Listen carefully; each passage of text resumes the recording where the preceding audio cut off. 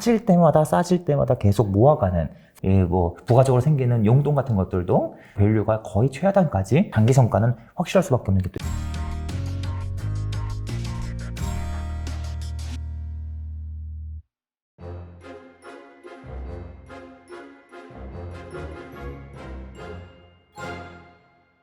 그리고 예. 최근에 이제 하반기에 애플, 메타 예, 이런 예. 기업들이 XR 기기를 출시할 수 있다 이러면 네. 아니면 늦어도 뭐 내년 상반기라든지 예. 자 그렇다면 어떻게 본다면은 주식시장 관점에서는 지금부터 네. 좀 관심을 둬야 되잖아요. 예. 그래서 이와 관련해서 주목할 만한 예. IT 주식은 또 뭐가 있을까요? 예.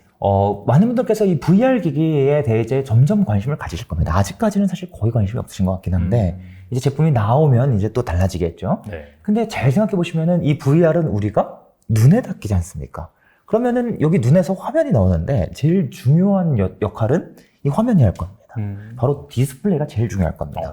근데 이 디스플레이가 이제 기존의 OLED에서 좀 다른 마이크로 OLED라는 녀석으로 좀 기술이 바뀌어요. 근데 이거는 얘기가 너무 길어지고 결론부터 네네. 말씀드리자면 기본적으로 디스플레이 기업들이 공급해야 되는 새로운 디스플레이가 필요하니 아무쪼록 일단 디스플레이 기업들이 수혜는 보겠죠.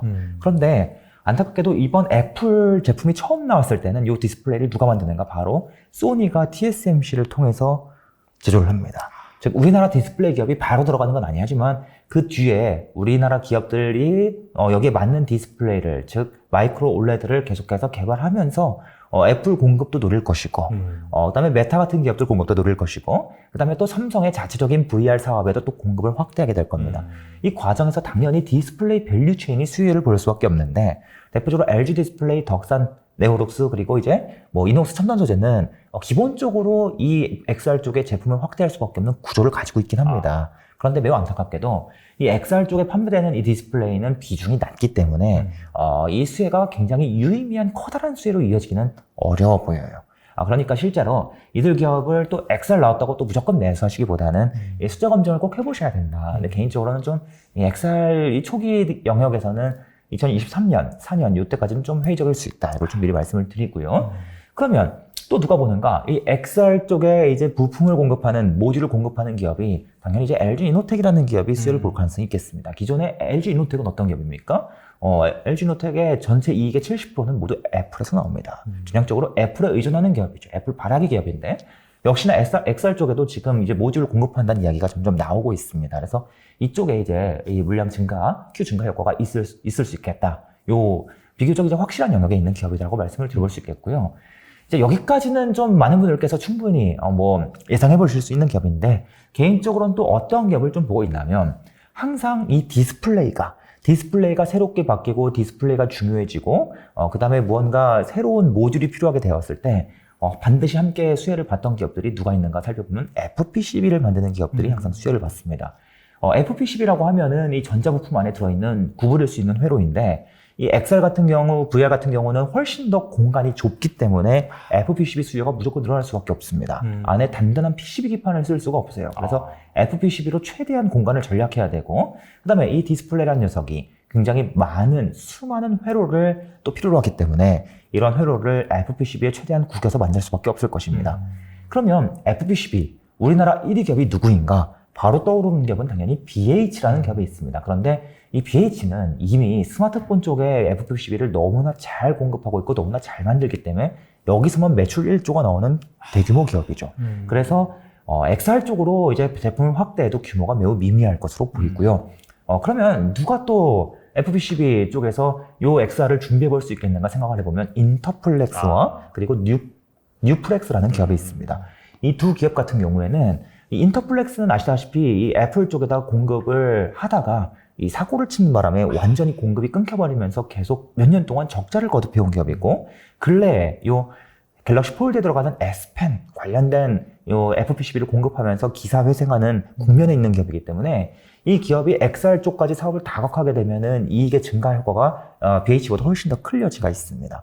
그리고 뉴플렉스라는 기업도 어떻습니까? FPCB 중에서도 고사양이 있고 저사양이 있습니다. 그런데 뉴플렉스는 항상 저사양 기판만 만들어 왔던 기업이에요. 그렇기 때문에 이 기업 또한 이 수익성의 한계와 그 다음에 제품 다변화의 한계가 있던 기업인데 우리가 새로운 이 메타버스용 이 기기까지 확대하게 돼? 라고 하면은 이 Q 증가 효과가 당연히 BH 같은 기업보다 월등히 클 수밖에 없습니다. BH보다 기본적으로 규모가 지금 5분의 1, 6분의 1밖에 안 되는 기업이기 때문에 당연히 더 클 여지가 있기 때문에 좀 이들 영역까지 우리가 확대해서 미리 고민을 해볼 수 있겠다.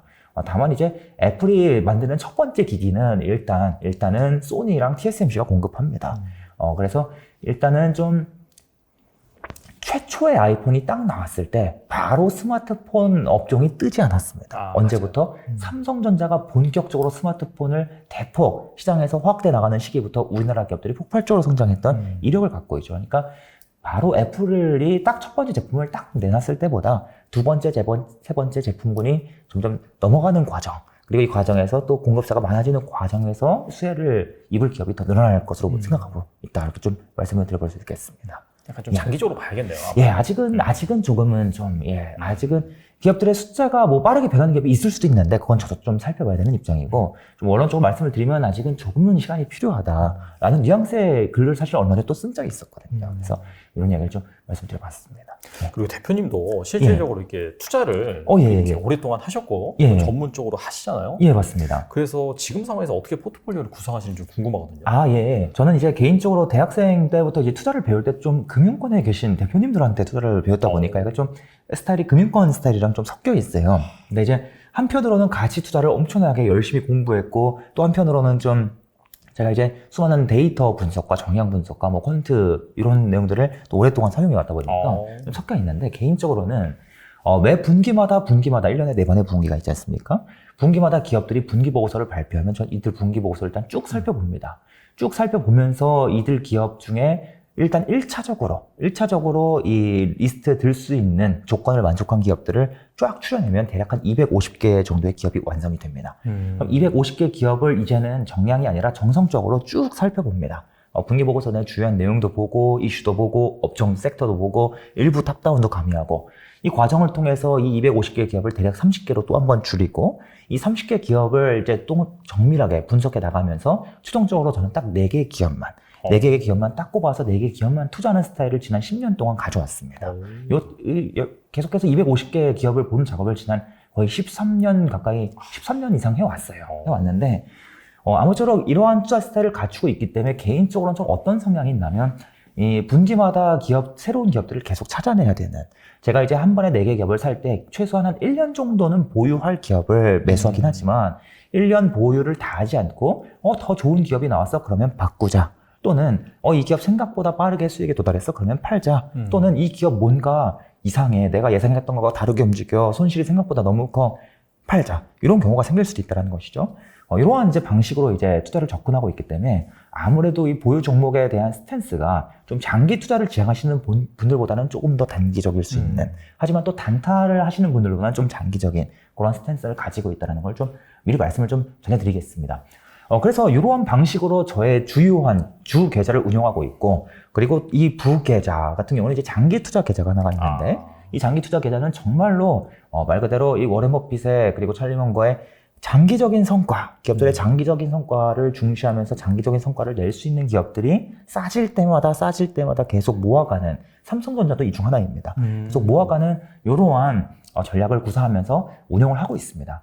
근데 아무래도 이제 계속해서 투자 이야기 말씀들을 나누다 보니까 이 주계좌에 있는 이 종목들은 이슈가 굉장히 빠르게 변하기 때문에 제가 이제 블로그에서 그날 막 주저리 글을 쓰기에는 괜찮지만, 이 오늘 영상은 좀 오랫동안 이제 보실 분들이 많으시기 때문에 아무래도 좀 굉장히 자세하게 말씀드리긴 조금 어렵고요. 근래에는 좀 올해 초중반부터는 지인분들과 함께 이제 피팅 부품 관련주, 특히 이제 개인적으로 올해 키워든 LNG라고 좀 봤었기 때문에 성광밴드라는 기업을 지금 보유하고 있긴 합니다만, 이 기업도 이미 보유한 지 시간이 좀 되기도 했고, 또 언제 또 이 교체 이슈가 발생할 수 있을지 모르기 때문에 좀 상세하게 말씀드리기는 어렵고요. 다만 좀 질문의 취지에 맞춰서 좀 답변을 드리고자 고민해 보니까 결국에는 이 장기 투자 관련 기업들이 좀 더 우선적으로 떠오르게 됩니다. 일단 개인적으로 정말 감사하게도 제가 이 현명한 반도체 투자라는 책을 집필하고 처음으로 인세를 받았어요. 이 금액은 사실 그렇게 많지 않습니다. 여러분 그냥 월급 정도 되는 조그마한 수준인데 아무쪼록 이 감사한 마음, 여러분 구독자분들께서 모두 다 사주신 거 아니겠습니까? 정말 감사한 마음으로 이 인세가 들어오자마자 나는 이걸 모두 주식을 사겠다. 단 한 푼 1원도 빠뜨리지 않고 모두 주식으로 사고 나중에 이 성과를 여러분께 다시 공유하겠다. 이 주식 이야기로 계속 이야기를 풀면서 이때 이제 제일 먼저 산 기업이 당연히 삼성전자였습니다. 삼성전자가 일단 장기로 모아가는 장기적인 성과는 당연히 너무나 뛰어날 수밖에 없는 기업임에도 불구하고 앞에서 말씀드렸지만 주가가 많이 빠졌기 때문에 지금 저렴한 영역에 들어와 있는 사실 삼성전자와 하이닉스는 지금 하락 사이클 중에서도 밸류가 거의 최하단까지 하이닉스는 최하단을 이미 뚫었고요. 삼성은 최하단 살짝 위쪽에 있기 때문에 최하단 정확히 언제까지 가야 최하단일지 예측할 수 없어요. 적당히 최하단 영역에 있으면 계속 사는 거죠. 그렇죠. 그래서 이 금액을 물론 한 번에 몰빵 매수하지 않고 분할 매수로 계속 매수하고 있다. 여기 플러스 제 월급도 저의 부가적으로 생기는 용돈 같은 것들도 삼성전자를 일단 계속 매수하고 있고 그리고 이제 또 한 가지 기업은 KINX라는 기업이 있습니다. 예, KINX도 장기적인 성과는 굉장히 확실한 기업 중 하나입니다. 이 기업은 우리가 사용하는 데이터 트래픽이 늘어나면 늘어날수록 함께 비례해서 돈을 벌 수밖에 없는 구조를 가지고 있습니다. 그래서 우리가 4G 쓸 때보다 5G 쓸 때 데이터 속도가 10배 빨라지지만 빨라짐과 동시에 그만큼 통신을 많이 하고 영상을 많이 보기 때문에 트래픽이 늘어나거든요. 앞으로 5G, 6G, 7G 갈수록 당연히 더 많아질 수밖에 없다는 것이죠. 이러한 트래픽을 따라서 많아지는 과정에서 끊임없이 이익이 안정적으로 성장할 수 있는 기업인데 이 기업이 작년에 좀 이슈가 있었습니다. 우리가 이제 IX 사업이라는 걸 하고 또 IDC라는 서버 사업을 하는데 이 IX라는 이 사업에서 주요한 고객사가 케이블 채널을 운영하는 이 방송사들이 이탈하는 사건이 생겼습니다. 왜 그런가 하면 이들 기업이 통신사에 합병되면서 통신망을 KINX 걸 쓰다가 이제 통신사 거를 쓰게 됐거든요. 근데 이런 것들은 단기적인 이슈임에도 불구하고 이익이 쭉쭉 증가하다가 고객사 이탈이 발생하니까 이익이 증가하다가 이 이익이 살짝 둔화가 됐던 거죠. 하지만 그럼에도 불구하고 이 장기 성과는 계속 갑니다. 하지만 잠깐 둔화한다는 이유만으로 주가가 반토막이 나와버린 겁니다. 그러면 주가가 비교적 비싼 영역에 있다라고 생각했던 이 종목이 싼 영역에 들어왔다라고 바로 저의 이 종목 관리 툴에 떠버린 거예요. 그러면 이 기업 당연히 매수 가야겠네. 하지만 이 기업은 장기 투자 종목이잖아요. 장기 투자 종목은 항상 첫 번째 원칙은 분할 매수입니다. 절대로 싸졌다고 한 번에 몰빵 매수 들어가면 안 돼요. 그래서 이 기업도 역시 저희 여유 자금을 계속해서 분할로 접근하고 있는 기업이다. 이렇게 좀 말씀을 드려볼 수 있겠습니다. 그리고 이제 사실 개인적으로 지금 요 계좌에서 좀 이제 조만간 좀 매수 분석 좀 하고 싶은 기업이 점점 하나둘씩 보이는 것 같아요. 시장이 많이 떨어졌기 때문에. 맞아요. 근데 아직까지는 매수는 아니고 좀 분석해 봤으면 하는 기업이 이제 몇 개가 있긴 한데, 요런 기업들 말고 일단 개인적으로 매수를 한 기업이라고 물어보셨으니까 매수를 한 기업 중에는 아무래도 또 다시 반도체가 먼저 나오는 것 같습니다. 반도체 앞에서도 말씀드렸지만, 실적이 이제 좀, 불안정해질 수 있는, 꺾일 수 있는 기업들이 주가가 훨씬 더 많이 떨어지는 반면에 장기 성과는 확실할 수밖에 없는 기업들도 많이 보이거든요. 대표적으로 저 월덱스라는 기업도, 그다음 리노공업이라는 기업은 제가 몇 년 전부터 계속 꾸준히 모았던 기업이기 때문에, 이런 기업을 좀 보고 있습니다. 특히 이제 월덱스를 고른 이유는 수많은 소재, 파츠, 그다음에 이제 서비스 기업들이 사실 다 비슷하게 장기 성과가 나고 주가도 비슷하게 떨어졌습니다만 그 안에서도 일부러 좀 월덱스라는 기업을 이번부터 추가로 선택한 이유는 좀 다음번 상승 사이클이 왔을 때 증설 효과가 조금 더 가미할 수 있는 가능성이 있다라고 이제 평가를 해서 이 기업까지 좀 추가로 선정을 하게 되었다 말씀을 드릴 수 있겠습니다. 그 외에 이제 제가 좀 앞으로 시간을 내서 분석하고 싶은 기업으로 이제 NHN 한국사이버결제라는 기업도 이제 비싼 영역, 이 기업도 장기 성과는 확실해요. 장기 성과는 확실한데 항상 비싼 영역에 있었기 때문에 제가 사지 못했던 것입니다. 하지만 이 기업이 이제 주가가 많이 떨어져서 싼 영역으로 왔기 때문에 저는 이 기업이 지금 일단 이익이 근래에 싼 영역으로 온 이유 자체가 근래 이익이 일부 꺾이는 이슈가 발생했기 때문입니다. 그럼 저는 이 이슈가 이제 오래 가진 못할 것 같은데 근데 이제 좀 더 정확하게 언제쯤 갈지 좀 더 파악해서 이 기업도 좀 긍정적으로 보고 있는 기업 중 하나다. 좀 이렇게 볼 수 있겠습니다. 또 한 가지는 이제 지금 이 새벽 배송 시장에 이제 네이버가 들어옵니다.